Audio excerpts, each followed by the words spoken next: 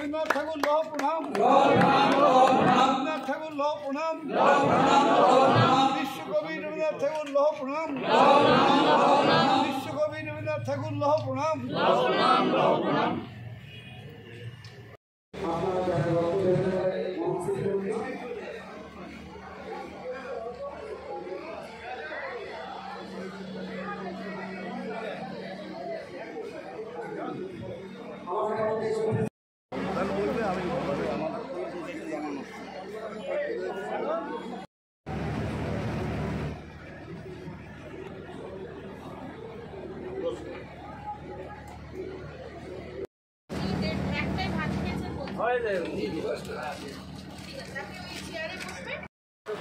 পুষ্পস্তবক তুলে দিচ্ছেন অনামিকা হালদার এবং সজল দাস, সাথে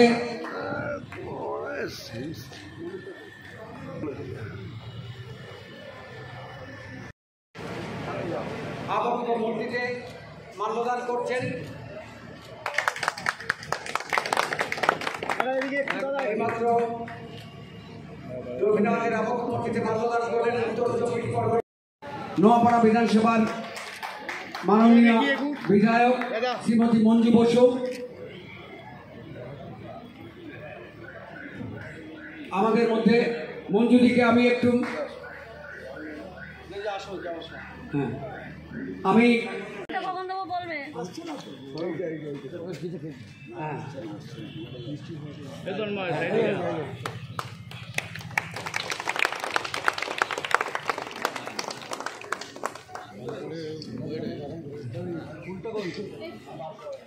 রবীন্দ্রনাথ ঠাকুরের আবক্ষ মূর্তি উন্মোচনের অনুষ্ঠানে উপস্থিত হচ্ছেন আমাদের মাননীয় মন্ত্রী শ্রী সৌমদেব চট্টোপাধ্যায় মহাশয়। তিনি আজকের এই অনুষ্ঠান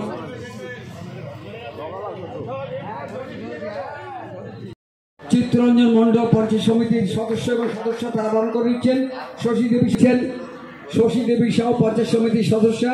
শশী দেবী সাউ মেমোটা তুলে দিলেন।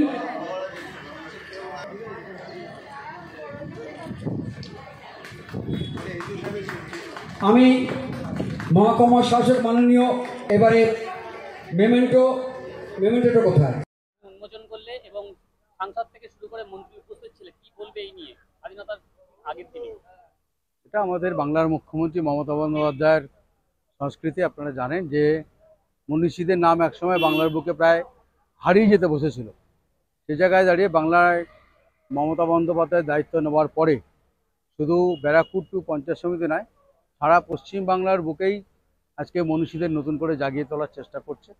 আমরা মমতা বন্দ্যোপাধ্যায়ের সৈনিক, মমতা বন্দ্যোপাধ্যায়ের আদর্শ অনুপ্রাণিত হয়ে আমাদের ব্যারাকপুর টু পঞ্চায়েত সমিতি এই নতুন বোর্ড 1 বছরে আমরা সমস্ত মেম্বার একত্রিত হয়ে গত 12ই জানুয়ারি আমরা বিবেকানন্দের মূর্তি উদ্বোধন করেছিলাম এবং আজকে আমরা রবীন্দ্রনাথ ঠাকুরের মূর্তি উদ্বোধন করলাম।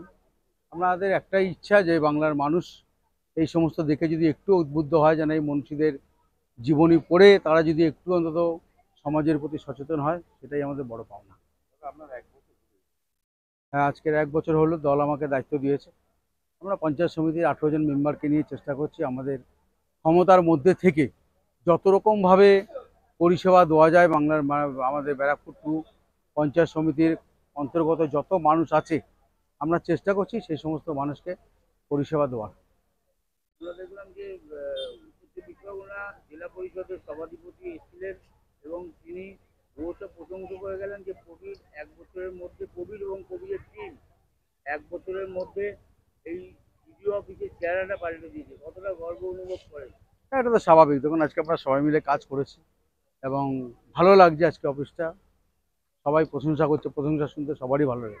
কিন্তু আমরা সবাই মিলে খুব পরিশ্রম করি প্রত্যেকটা দিনই। মমতা বন্দ্যোপাধ্যায়ের যত প্রকল্প আছে আমরা চেষ্টা করি আমাদের 6টা পঞ্চায়েত, আমাদের ব্যারাকপুর টু পঞ্চায়েত সমিতির অন্তর্গত 6টা পঞ্চায়েতের মধ্যে প্রত্যেকটা কোনায় কোনায় যাতে মমতা বন্দ্যোপাধ্যায়ের সমস্ত প্রকল্প পৌঁছে দেওয়া যায়, তার জন্য আমরা সর্বক্ষণ চেষ্টা করি এবং করে যাচ্ছি। মানুষকে শুভেচ্ছা জানাবো। আমরা আজকের দিনে মানুষের কাছে একটাই আশীর্বাদ চাইব, মানুষের বাংলার মুখ্যমন্ত্রী মমতা বন্দ্যোপাধ্যায় যেটা চাইছে যে পশ্চিমবাংলার সর্বধর্মের মানুষকে নিয়ে সুখে থাকতে, স্বাধীনতা দিবসে মানুষের সেটাই লক্ষ্য হোক যে আগামী দিনে সর্বধর্মের মানুষকে নিয়ে আমরা স্বাধীনতা দিবস উদযাপন করব এবং বছরের 365 দিনই আমরা মানুষের পাশে থেকে কাজ করব। মূর্তি উন্মোচন হলো রবীন্দ্রনাথ ঠাকুর, বিবেকানন্দ, বীর সন্ন্যাসী ভারতবর্ষের বিবেকানন্দ, অত্যন্ত ভালো লাগলো। এবং রক্তদান এটা খুব অভিনব প্রোগ্রাম। সেই কর্মসূচিতে আমাদের বিধায়ক মঞ্জু বসু আছেন, আরও নেতারা, জনপ্রতিনিধি তারা আসবেন, সবাই মিলে করছে, খুব ভালো লাগলো। নতুন বিবেকানন্দের মূর্তি আজকে রবীন্দ্রনাথ নজরুল বিডিও অফিস থেকে চেঞ্জের দিকে নিয়ে যাচ্ছে, পরিবর্তনের দিকে নিয়ে যাচ্ছে। ভালো, এটা তো মুখ্যমন্ত্রীর পদ অনুসরণ করছে। সিপিএমের জমানায় যারা মনীষী ছিলেন, যারা মহীয়সী ছিলেন, তাদের তো মানুষ ভুলে যেতে বসেছিলেন, কারণ সিপিএমের এটা কালচারের মধ্যেই ছিল না। মুখ্যমন্ত্রী মমতা বন্দ্যোপাধ্যায় আবার এটাকে নিয়েছে। কবিরকে থ্যাংক ইউ, ওর টিমটাকে থ্যাংক ইউ, পঞ্চায়েত সমিতির entire team along with video, তাদেরকে ধন্যবাদ দেব যে তারা মুখ্যমন্ত্রীর সেই অনুসৃত পথে তারা আজকের এখানে নজির তৈরি করে। এটা উনি কোন অ্যাঙ্গেল দিয়ে বলেছেন আমি সেটা বলতে পারবো না, উনিই বলতে পারবেন। তবে দৃষ্টান্তমূলক সাজা, এবং আমার মনে হয় যে বোধ করি উনি এটা বোঝাতে চেয়েছেন যে এই সাজা বিচার ব্যবস্থা, এতে যে এত সময় নষ্ট হয়, 2 বছর 3 বছর 5 বছর 7 বছর 10 বছর লেগে যায়, এটাকে কমানোর বিষয়টার জন্যে উনি এই কথা বলে থাকতে পারবেন। সাজা যা দোষ, কোনো কিছুতেই তো আপনি জীবন ফিরে পাবেন না। সুতরাং দৃষ্টান্তমূলক সাজা উইদিন 7 days হওয়া উচিত বলে আমার মনে হয়েছে। তাহলে কি মানুষের প্রতি আস্থা ফিরবে, মানে মানুষের আইনের প্রতি আস্থা ফিরবে? দেখুন, বিচার ব্যবস্থা সংস্কার অনেক বড় কথা।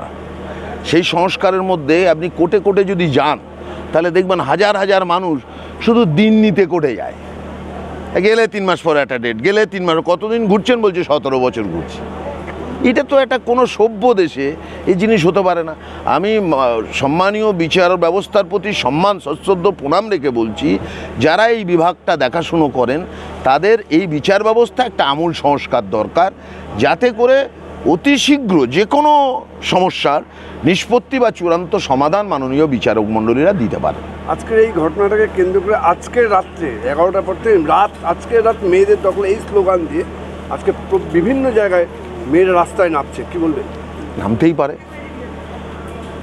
দেখুন, দলগতভাবে এটা নিয়ে কি মেসেজ আছে আমার কাছে এই মুহূর্তে কোনো আপডেট নেই, কিন্তু আমি এটা মনে করি যে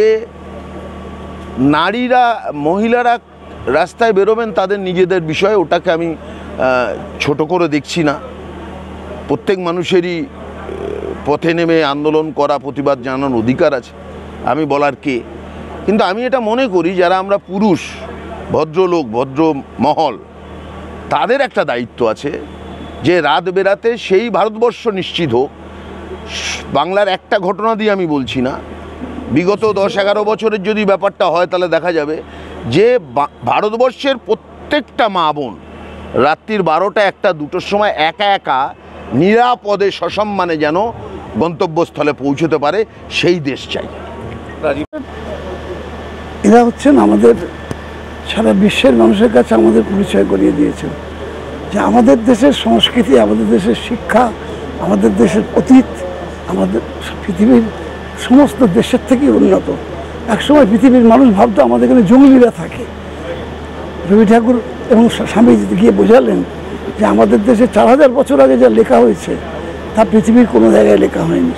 হয়তো কিছু মেসোপটেমিয়া বা মিশরীয় সভ্যতা, এসব জায়গার সভ্যতা এরকম পুরনো সভ্যতা, কিন্তু এই উপমহাদেশে আমাদের সভ্যতা সবচেয়ে সিন্ধু সভ্যতা, আমাদের মহেঞ্জোদারো সভ্যতা এবং তারও অনেক আগে আমাদের দেশের সভ্যতা, এই দুজন মানুষ বিশ্বের মুখে গিয়ে পৃথিবীর কাছে তুলে ধরেছিলেন।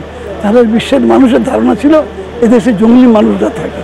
তাই সেই মানুষরা আমাদের এই অন্তরের বুকের মধ্যে সারা জীবন জাগরুক থাকুক। মায়েরা, বাবারা যারা আছেন তারাও তাদের সন্তানদের শিক্ষা দিন, যাতে করে এরা যে আমাদের কাছে আদর্শ তুলে ধরেছেন সেই আদর্শের কথা যেন আমরা কখনো ভুলে যাই। কিছুদিন আগে আমরা দেখলাম আমরা মন্তব্য করব। যেটা করেছে ঠিক করেছে। আমি কোর্টের কোনো কথার ওপর কন্ট্রাডিকশন করবো না।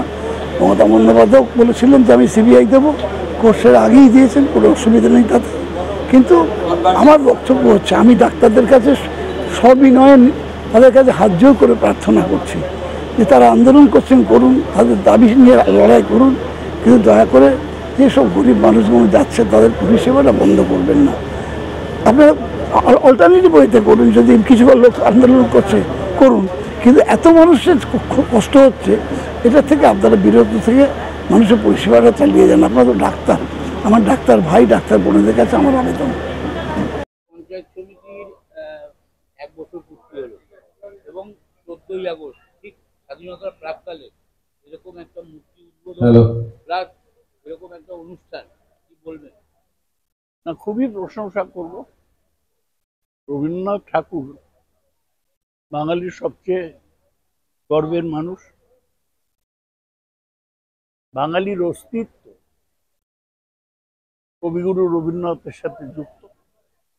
তার মূর্তি এই ব্লক অফিসে প্রতিষ্ঠার পর সব মানুষ আনন্দিত হবে। আর যে সে মূর্তি না, এটা পূর্ণাবয়ব মূর্তি, এটা খুবই দেখার। আমি পঞ্চায়েত সমিতিকে এই জন্যে অভিনন্দন জানাবো। পঞ্চায়েত সমিতির রাজ্যের মুখ্যমন্ত্রী যেটা বারবার বলছে যে বাঙালির সংস্কৃতিটাকে তুলে ধরতে হবে মানুষের কাছে, ঠিক সেই রকম ভাবে বিবেকানন্দর মূর্তি, তারপর নেতাজি, আজকে রবীন্দ্রনাথ। এই তিনজনই তো 19 শতাব্দীতে বাঙালির আইকন। এদেরকে মনে রাখতে পারলে বাঙালির অস্তিত্ব থাকবে। সেই চেষ্টাই পঞ্চায়েত সমিতি করছে।